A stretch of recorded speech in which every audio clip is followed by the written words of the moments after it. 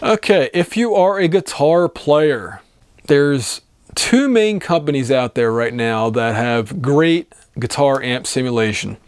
One of those companies is Neural DSP, and the other ones is IK Multimedia with their Tonex platform. Tonex has taken the guitar world by storm, and I would highly recommend looking into that brand for your amp sim needs. Neural DSP is also quite awesome. So between those two companies, you'll probably be good, but there's a lot more out there than just those two. But you know, also I like, what's it called? For bass guitar, I like Cerberus from a company whose name I cannot think of right now, which is horrible. But Cerberus, if I remember to, I'll link to that. But make sure your direct box supports a 1 million or higher, I should say faster, impedance, because a lot of audio interfaces don't support that. So you might be better off getting a direct box that does support that, because otherwise your impedance may not be good enough. Speaking of which, this little bad boy, which I still haven't taken out of the plastic because I'm ridiculous. This was sent to me last April, I want to say. This is the SE Electronics DM2, which is the newer version of this. So I got this, I love this. I used the heck out of the DM1, which is a mic gain booster. But if you're in the market for a mic gain booster, let's say you have a ribbon microphone or a dynamic microphone that's really quiet, DM2. Why the DM2? Number one, it's a little quieter than the DM1. Of course it is, it costs more money. But the main thing, there's an impedance switch. And this impedance switch is something that I'm really going to look into. And why haven't I tried this out yet? Why? This is so dumb. I've used this. I've used that. I've used the V7 microphone. But I've never taken this out of the packaging.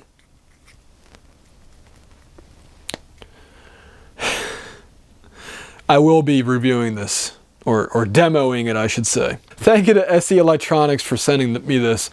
Okay, so I talked earlier about, speaking of noise, so I think one of the best programs, so obviously you're going to need a DAW. And I love Cockos Reaper, but you know, if you want to do this professionally, yeah, you're going to have to use Pro Tools. But luckily, Avid does have the Pro Tools first, or maybe they changed the name by now, but they have a smaller version of Pro Tools that you can learn and try out for free. But Cockos Reaper, to me, that and PreSonus Studio One, I believe is the name of the DAW. But a lot of people like that. I like Reaper personally. It does everything I need. It stays out of the way. I am using the old GUI from the year 2009. But whatever. Anyway, the other important software that you need, in my opinion, is something that can fix your audio. And by fix, I mean noise reduction, overmodulation, distortion, fixing, frequency removal. And that program is Isotope RX. And there's 3 different versions of RX that you can buy. You can buy the Essentials version, you can buy Standard, I believe it's called, and then Advanced. Now I have the Advanced version, which I was gifted a very long time ago. And I again thank the guy that sent that to me. I don't know if he wants to be mentioned again, so I'm going to keep that to myself. But RX6 Advanced is what I'm using. There, I believe it's up to version 10 at this point, maybe 9. But it basically allows you to fix audio. Like, for example, if I move this lavalier microphone, I can fix that noise. Let me see if I can do that. I'm going to try to make that noise and then talk while I'm moving it around. So something like that, or popped P's is a standard problem with voiceovers and vocal recordings. You could do that without RX, but RX makes it a lot quicker. Breaths is another thing that happens when you're recording, somebody breathing in and out when they're recording a voiceover. So for example, or whatever. But anyway, that's another thing that RX can help you with, either removing or reducing, and the list goes on. As far as an equalizer, now this is going to be controversial because a lot of people know that I love Acoustical Audio plugins. However, I understand that everybody's on a tight budget. So if you're on a tight budget, you want an equalizer that it's not going to get outdated. You're going to have so much flexibility. You're not going to ever, delete this plugin or throw it away. And that is the Kirchhoff equalizer. I have not personally tried this plugin out, but I have heard so many good things about it.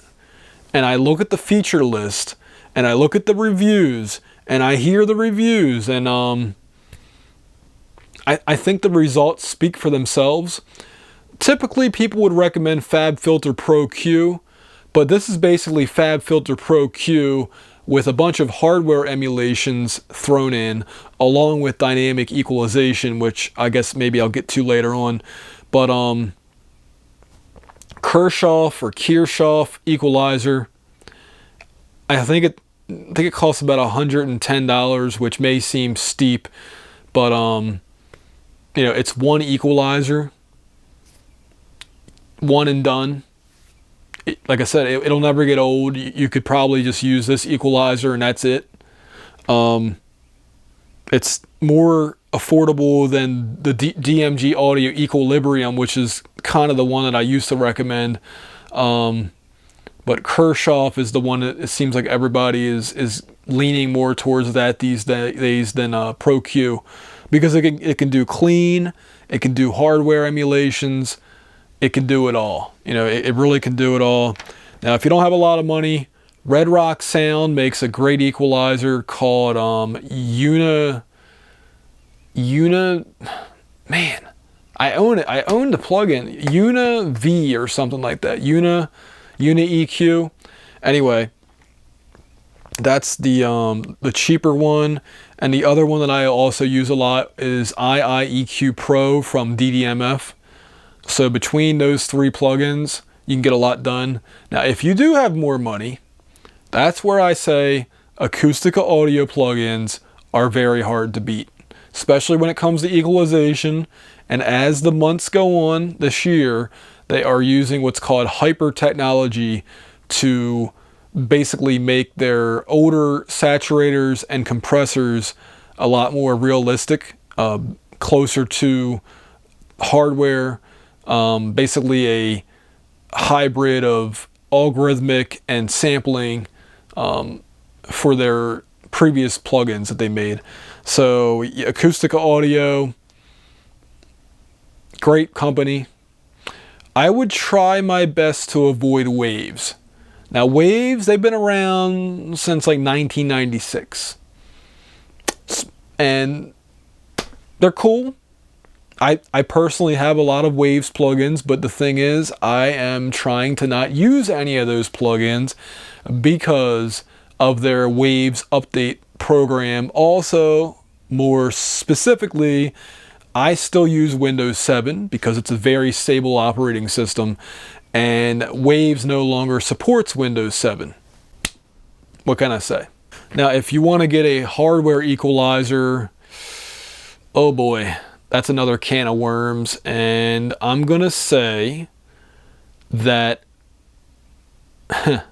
okay, if you have the money to get a distressor for your first compressor, then you also would probably have the money to buy a great equalizer, and it's hard to beat the API 550B. And it's just an overall great equalizer for a bunch of different instruments. Wouldn't typically use it for vocals, but technically you could. But the API 550B in rack mount form, 2 channels of it, API 5500, I love it. If not that, then, oh boy, maybe an SSL equalizer, Lunchbox. I don't know. I honestly don't know. But I would say if you're brand new to this, just stick with plugins. You'll be happy with that. I'm happy with software plugins for the most part. And that's the story on that. Tempo and count-offs. It is very important before you start recording your music track to make sure that you, number one, when you're recording, do not, hit record and then immediately start playing. I mean, that's just ridiculous. Give yourself enough room for a count off and make sure the tempo is accurate. And the way you do that typically, I'll use a tap tempo. So somebody will give me a rhythm, bass player, drums, whatever, and I'll just hit tap. On Reaper, I have the T key bound to the tap tempo, or I just click it, and I click it, every, so if somebody's going, it'd be, so tempo, and if there's a change in the tempo at some point in the song, that's when you had to do tempo mapping, which is actually a more advanced thing to do in Reaper, and I think I might explore that feature at one point in the upcoming videos here on Real Home Recording. But tempo mapping is something that you can do with Reaper, and it's cool, and it'll allow you to change the tempo at certain times during a song. But again, that's a more advanced thing. Organization. Here's how I like to organize projects. So every month, and we just came into March, today when I'm recording this is March 5th. So at the beginning of March, I made a new folder off of my, not my system drive, the external hard drive that I have plugged into the computer. I made a folder called 2023-03. That's the month and the year. Double click on that. Inside of that folder is whatever I'm working on. So let's say I'm making this video, I'm calling it Rambling About Audio or whatever. If I was working with somebody, I would put their name, and then inside of that folder, so we have the month and the year folder, and then inside of that is the person that I'm working with, their name as a folder, and then inside of that folder we have the different projects that we're working on. So if I was doing a video project, I would start off with whatever the title of that is, tentative title, whatever. And then if we do another project, same folder for that particular client, customer, whatever you want to call them, and go on to project number 2. And that's how you stay organized. And you have to do it every single time, because otherwise your files will be all over the place and you're not going to know, like, is this new? I mean, I guess you could track that down by reordering things by modification date, but this is how I've been organizing things for years. I started off with pictures, and I did it with music, and it's worked well for me. After I'm finished with this project, I know there's not going to be any more changes anytime soon. I will burn them to, and they're not near me, but a stack of Blu-ray discs or DVDs. DVDs are cheaper, and I'll make sure that if it's important, I will burn 2 copies, and then it'll be deleted off the external hard drive. I've been doing it this way with Blu-ray since the year 2010, when Blu-rays were like $4 a piece. DVD since the year 2004. DVDs were pretty expensive back then too. But anyway, point is, stay organized. Save your projects in that folder structure, and as you're recording your project, save multiple copies of the project session. Don't just keep overwriting it, because you may need to go back to a previous copy. And also I would put a date, and if you need to, a time. So year, day, time as the project session file name. And then, that helps move things along. So this is going to be my final topic. And this topic's really simple. There is a company that built a robotic microphone placement device, and you can control it with an app, and it allows you to precisely place microphones. I can't for the life of me remember the name of the company right now, but I will leave a link to that company below. And I think that was one of the other game changers to happen in the last like decade. And I made a video about them a long time ago, and I can't remember their name, the company name, and I'm sure that hopefully, number one, they still exist. If they do, I'm going to contact them and see if maybe I can do a review of whatever their latest robot is. Because I've always found that product to be very fascinating. It's especially useful for recording acoustic guitars, guitar amps. I guess it could be useful for recording vocals to an extent, but I personally see that very useful for that. Maybe for positioning either a drum or a snare microphone. I don't know, maybe that's pushing it, but either way, guys, I want to thank you all for watching. Let me know what you think about the new setup. I'm probably going to, next time change this to, I don't know if I can change it right now. No, I'm not going to do that because it might break something.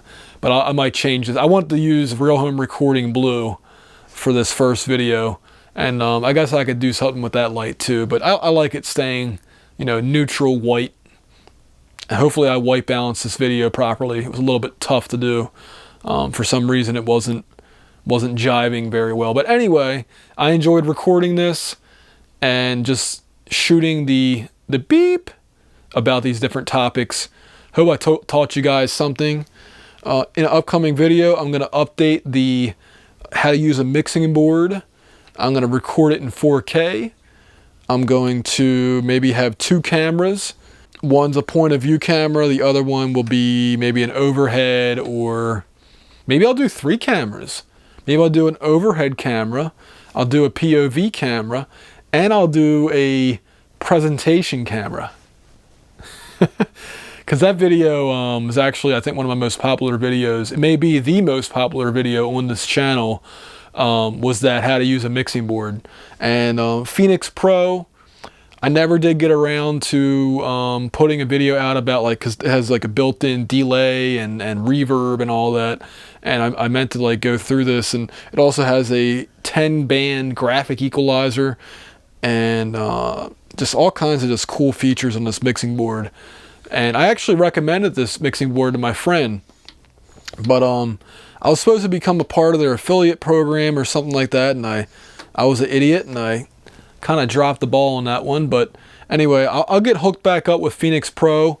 I like the look of this board. I want to, again, demo it. I know that it's obviously not going to be as good as the ID14's mic preamps and all that. I do like the fact that it has insert points, so that if I want to, I can record it live with this compressor in the signal chain before I hit the analog to digital converter. And that'll be kind of interesting to hear what my voice sounds like directly going through this. But anyway, that's about it, guys. I want to thank you again for watching, and I don't think I said it yet, but if you enjoyed the video, if you learned something from the video, do that. Leave me a comment, that helps. And what else? Add this video to a playlist, bookmark the channel, subscribe to the newsletter.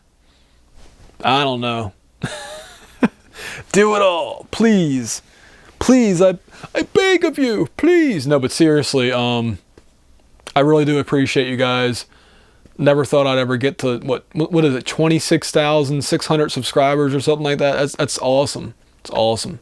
So anyway, I'm going to shut this off before this light turns off, and I will be getting a haircut. Man, I just looked at that light. Ugh.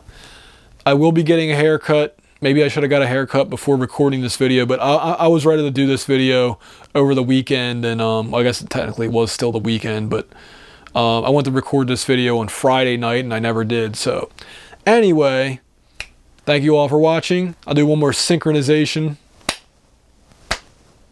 And that's about it. Thank you all for watching. You can watch me hit the stop button space, hit space again, and that's about it. It looks like I overloaded the thing. Oh well.